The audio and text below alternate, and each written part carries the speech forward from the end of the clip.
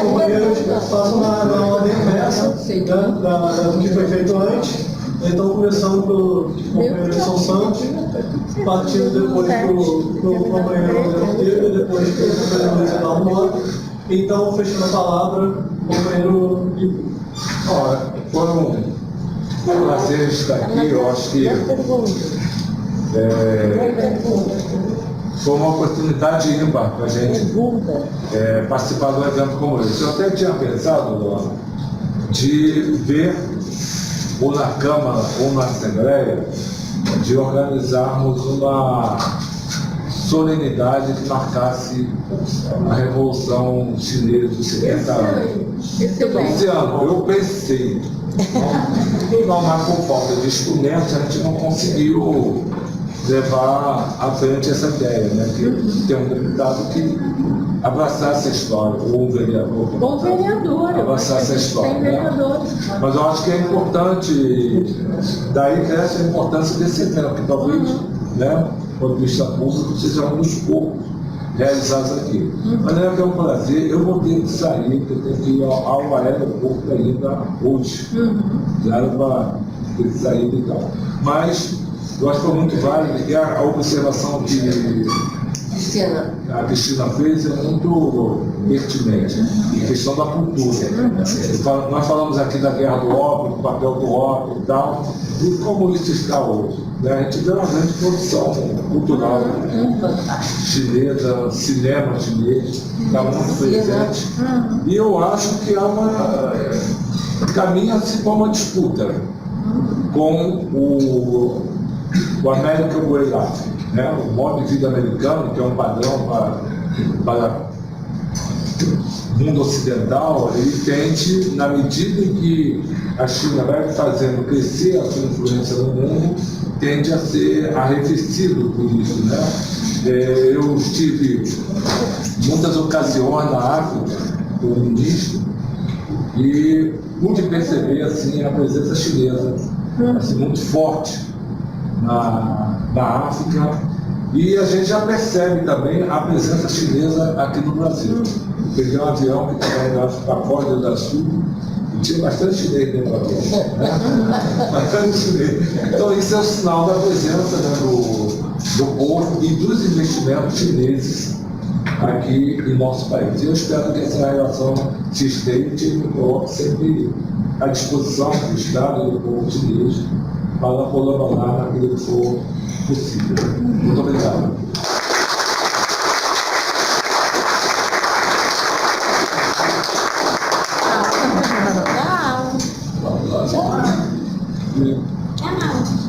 Luan podia passar para cá.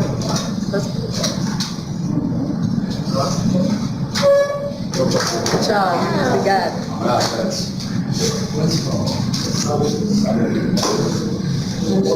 Posso responder? Vou tentar ser breve. Não, assim, mas como o sair, você pode dar uma Tá bom, vai. Sem dúvida. Foi até interessante mencionar a questão da fome, a questão da alimentação, que apareceu na própria fala do Li, essa questão rural.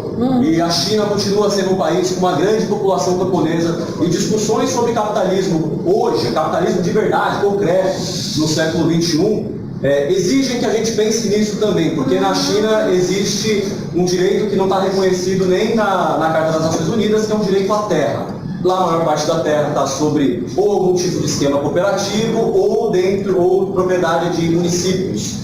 Então, existe um regime muito diferenciado de terra, que inclui também algumas formas de propriedade privada, mas muito diferenciado do que é o modelo ocidental, que, por exemplo, foi imposto à União Soviética por uma contra-revolução. Foi uma grande comoção que causou a destruição da Rússia e dos países adjacentes, e inclusive a imposição de certos modelos jurídicos. O modelo jurídico chinês, nessa relação com a propriedade, é diferenciado. Até para se pensar em modelo de desenvolvimento é algo que eu recomendaria que vocês dessem uma olhada. Até o The Guardian, já que eu falei de jornais, né, americanos, britânicos, já teve um texto de economia ortodoxa falando sobre isso, de como os chineses são criativos na própria ordem jurídica para beneficiar o desenvolvimento. E no que diz respeito à questão camponesa, isso permite que grande parte da população continue no campo, consiga ter uma vida no campo, O Estado consegue controlar melhor a economia assim, controlar os fluxos de pessoas. E vamos lembrar do que aconteceu no capitalismo no seu início, na Europa, na Revolução Industrial. Você teve uma diminuição da população camponesa, diminuição da população do campo, que foi para a cidade, só que tinha uma indústria que consumia muita mão de obra, o que não existe agora. Com a tecnologia, a indústria já não absorve tanta mão de obra. E o que não foi absorvido pela Revolução Industrial na Europa, estou sendo bem rápido, não vale. Estão me acompanhando, né? E o que não foi absorvido ali na Revolução Industrial foi absorvido por uma migração para a América. Exato. O terceiro mundo, a China, o Brasil, não tem lugar para migrar. Então a gente tem que pensar em um outro modelo de desenvolvimento e pensar nas nossas relações com a terra. Pensar em capitalismo nesse sentido também, nesse sentido de sistemas jurídicos, não só naquela questão da população privada, empresa pública, política socialista, tem outras questões de relação social que são cruciais para a sobrevivência da humanidade.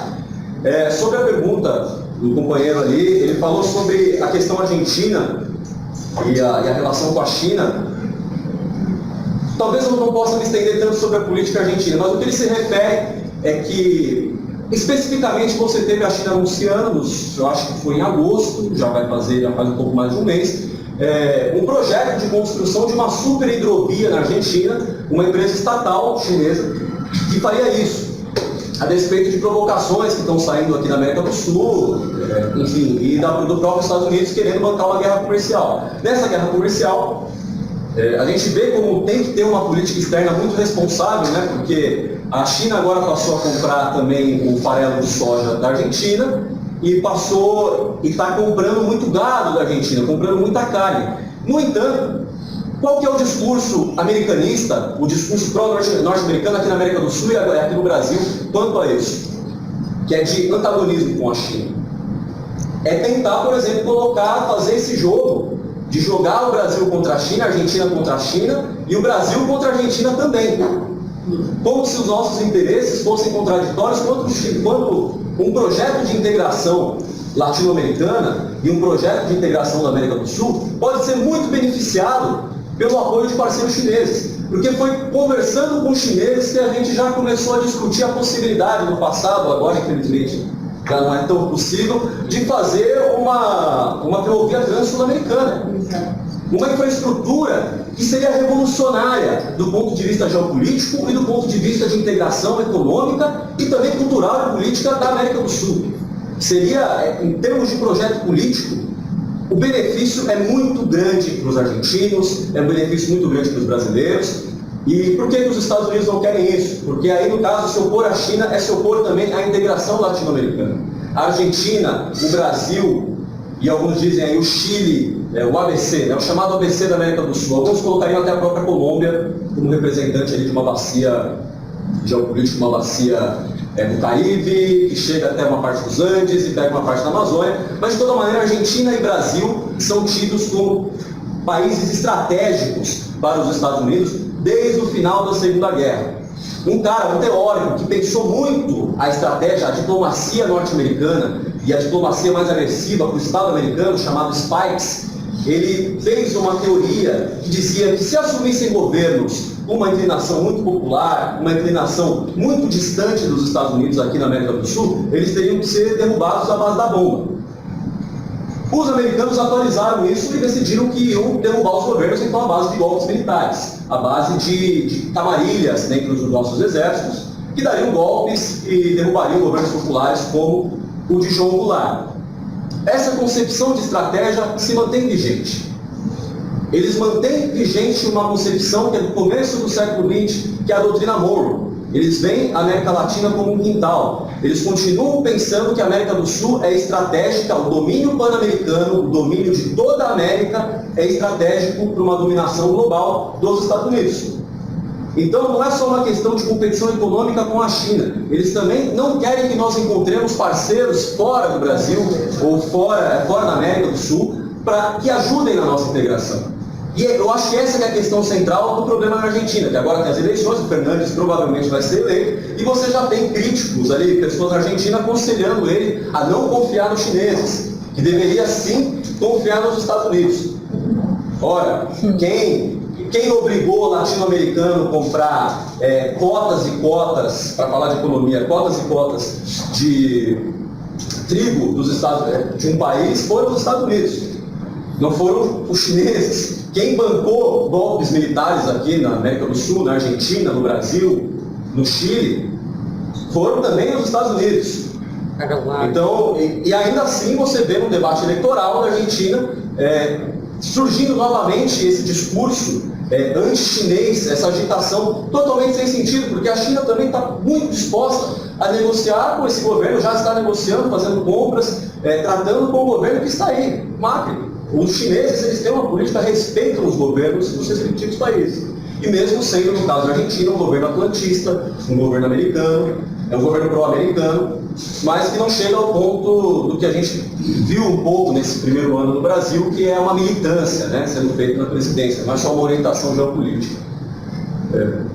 Responde a pergunta? Você quer algum elemento do que... Saída para o Pacífico, lá pelo Transnordestino. Sim, a Transnordestina também há inclusive um projeto de integração Norte-Sul, uma ferrovia Norte-Sul, poderia ter sido realizado com a Associação Capital Chinês. Os norte-americanos temem realmente, porque eles passaram um século impondo contratos a países do mundo todo, em que mudavam o sistema desses países, exigiam mudanças jurídicas, que eu citei no caso da Rússia, exigiam mudanças jurídicas, exigiam benefícios econômicos muito grandes, e agora até eles querem oferecer um crédito que nem se compara ao crédito que os chineses podem oferecer, que é muito mais vantajoso. Só que esse discurso politizado da diplomacia militante dos Estados Unidos quer impedir a gente de se aproximar dos chineses com uma série de desculpas, né? Que a gente numerou aqui dentro da mesa. Comem criança. Bom, foram 8 minutos.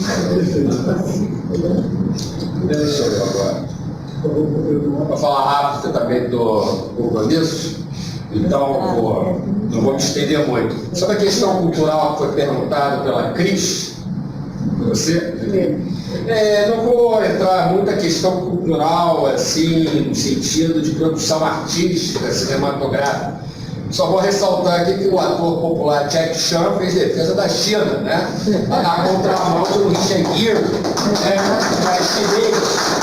Ele fica defendendo o Tibete, né? Esquecendo que no Tibete, antes da Revolução, é o caminho da servidão e da escravidão que se fazia presente ali, né? Nem os camponeses eram enterrados, eram expostos até os urubus comerem. E tem gente dizendo, não, isso aí ecologicamente é correto, mas é carne pobre. Não era exatamente da elite do Tibete. Mas um aspecto cultural, sociocultural que é importante, foi ressaltado aqui por uma companheira, é a questão da mulher em 49, né? Havia essa cultura do encolhimento do pé. Eu cheguei a ver fotos daquilo ali, de embrulhar o estômago que acontecia.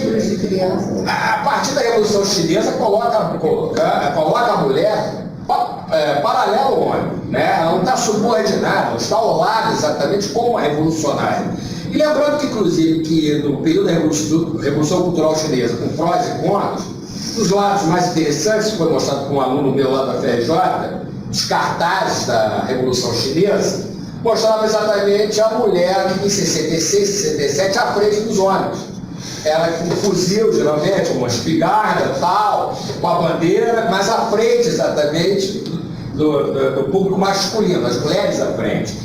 E depois mudou, já nos anos 70 voltam a ficar iguais, tal, mas é importante nessa recuperação, a recuperação não, na verdade, tirar o papel de subordinação que a mulher havia, né, na China até 49. É bom lembrar esses críticos da China.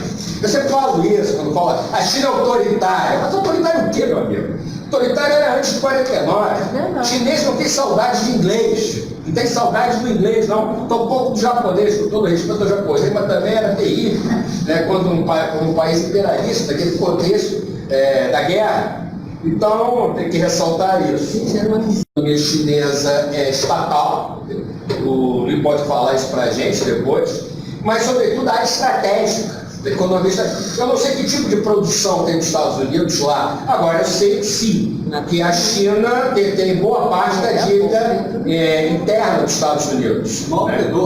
Então, eu acho que a China está ganhando, né, do capitalismo dentro de regras do capitalismo. Isso é uma inovação estratégica dentro dos partidos comunistas. Né? Ela saiu daquele isolamento e paralelamente foi crescendo. Né? E, como eu falo, eu acho que a nossa grande referência que a gente tem que estudar cada vez mais é esse milagre chinês e o papel que teve o Partido Comunista. É muito triste a gente ver correntes de esquerda aqui no Brasil e fora do Brasil detonando a China. Na verdade, fazendo jogo de interesse da direita. Isso aí realmente...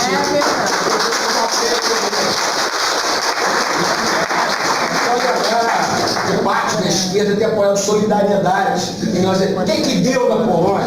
Eu quero de pior, né, sabe?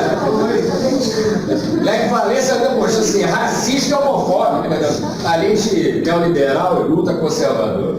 Mas é um prazer, viu, agradecer o convite aqui dos organizadores, conhecer o livro, todo mundo aí, rever o Edson Santos, o André, então, obrigado.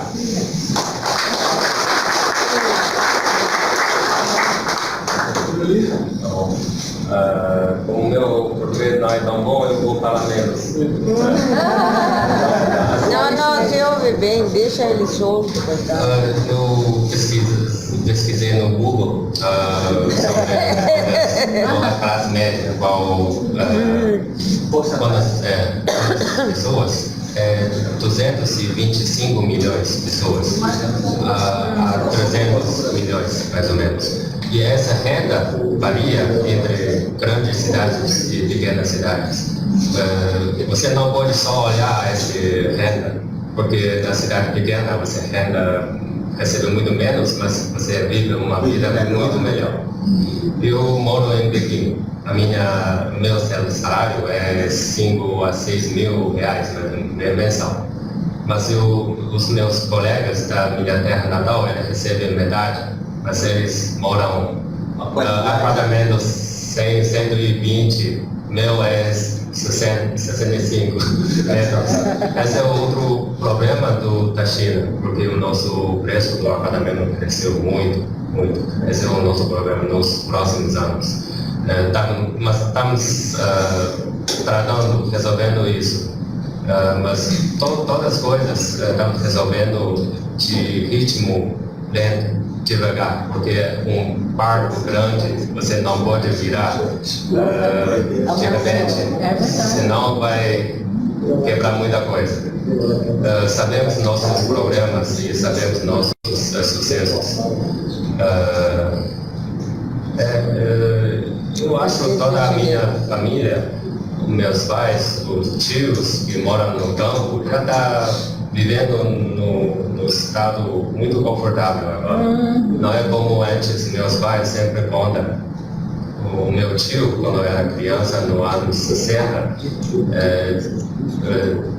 moímos soja, depois da moída ele come o restante. Aí agora ninguém faz isso.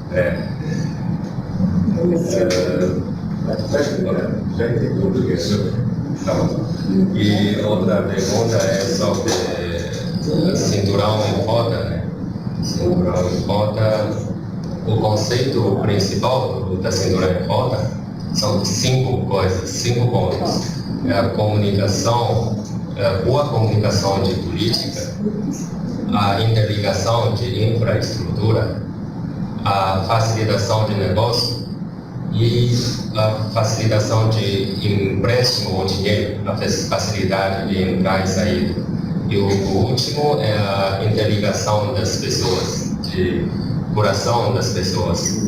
Esse é o conceito principal do cinturão em volta. Estamos fazendo principalmente com os países em desenvolvimentos, porque a China é forte na infra, na telecomunicações, por isso a trem, bala, os portos, mais bem-vindo, queremos fazer mais as estradas. E ao mesmo tempo falando sobre a agricultura, também queremos introduzir as bondades da cultura chinesa milenária. É muita coisa que são muito bons. E, nos últimos 70 anos, num período, estamos abandonando isso durante 10 anos, mas agora estamos recolhendo tudo, porque tem uma palavra, se existe, tem razão.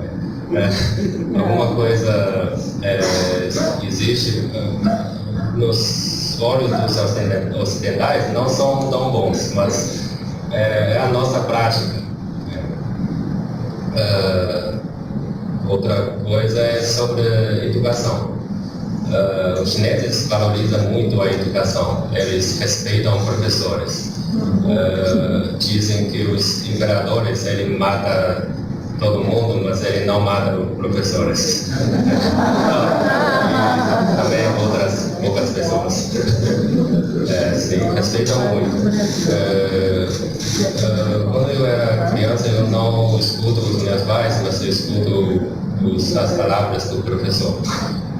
E por que os chineses respeitam tanto o professor? Porque temos um sistema, também já faz 1000 anos, de subida, é uma mudança de classe. Sim, porque temos, já faz 1000 anos, aquele exame nacional. Qualquer pessoa pode participar. Se você estuda bem, você faz você escreve bem, você tem a sua ideia, você pode ser um menino que você pode mudar tudo. Isso agora ainda está acontecendo. O exemplo é meu pai. Ele entrou na cidade uma geração antes do meu tipo. E temos uma política de 9 anos de obrigação, ensino obrigatório durante 9 anos. Escola primária e secundária. E tudo é gratuito. E nossa escola pública é melhor do que privada. E cada cidade média tem pelo menos uma escola ou 2 escolas públicas super boas. E todo mundo quer entrar nessa escola. Eu, como exemplo, quando eu era 15 anos, eu fiz um exame para entrar numa melhor escola secundária, mas tem 3 níveis de nota. Você nota 600, você não paga nada. 680 você paga 5 mil reais. E 650. Por ano? Não, só uma vez para começar sua nota. Mas queria ter entrada. Para pagar a entrada. E se a sua nota é 600, 600 é considerado bom, médio. 650 é médio 5. Na época, ainda não finalizei. 600 você paga 25 mil, é muito mais dos 5 mil. Na época eu estava nos 650. Se falta um ano, eu devo pagar 20 mil. E meus pais, eles pagaram para mim para entrar na escola melhor. Senão, outra escola também é bom, mas eu não tenho esse caminho para a universidade ser diplomado. Por isso, todos os pais são ansiosos de criar boa educação para os filhos. Nas cidades, todo mundo. No campo, a maioria, muito maioria. Porque agora o governo deu muita atenção para educação não estão... Rural. Rural. Porque algumas cidades muito pequenas, eles têm que andar 1 hora para estudar, e o governo construiu ponte, e temos outra política de distribuir professores para toda a China, afastado, especialmente lugares afastados. Com essa experiência, você no futuro você cresce melhor. Claro. Mas talvez o salário é igual ou ainda menos, mas ainda está atraindo muitos professores para ir. Então está fazendo muita coisa para um equilíbrio da toda a sociedade. Diminuir a desigualdade. Como outro exemplo do salário do diplomata. Aqui no Brasil e na maioria dos países é muito alto. Na China é igual como servidor público. Não consideramos, somos diferenciados diplomatas. Estamos recebendo um salário normal. E igual é como os doutores, médicos também. Na China também o salário dele foi limitado. Eles têm que responder na primeira hora uma chamada urgência, e está recebendo um pouco mais que eu.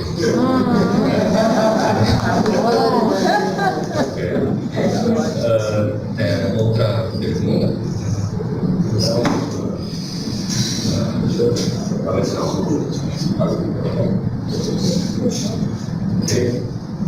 Obrigado a vocês.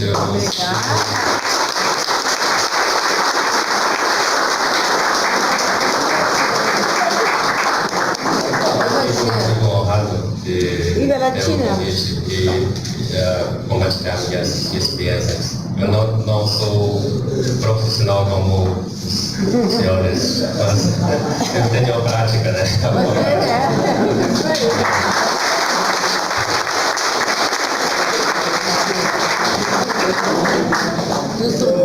Bom, então eu não vou fazer uma fala, eu só vou informar. Esse evento ele foi organizado pelo Banco do Rio de Janeiro, mas faz parte da política de formação do Rio de Janeiro atrás para o JTV do Partido dos Trabalhadores. Esse já é a 4ª mesa de formação. A primeira foi sobre a questão da Lava Jato, né? A segunda e a terceira sobre segurança pública, dentro de uma perspectiva do golpe de Estado e tudo mais. E agora a gente entra nessa fase sobre questões de relações internacionais. A próxima mesa já está sem data marcada, mas a gente tem uma parceria com o Consulado da Venezuela. O Edgar estaria aqui hoje, que é o cônsul da Venezuela, estaria aqui hoje. Não pôde estar presente se teve problema familiar para resolver, mas já se colocou à disposição para uma próxima mesa. Inclusive pediu para eu também convidar os jornalistas que estão na mesa para participar da próxima mesa, tanto como convidado, como presente, da forma que for melhor. E também um companheiro do consulado, né? A gente deveria se chamar de representação consular, talvez abordar algo sobre mais focado em relação internacional da China, da Venezuela, da Latina, enfim. E quando a gente fala sobre China, a gente fala sobre a questão da defesa da soberania nacional. A China ela é pioneira em uma coisa que é o estabelecimento de fronteiras virtuais também, coisa que o Brasil até hoje não tem.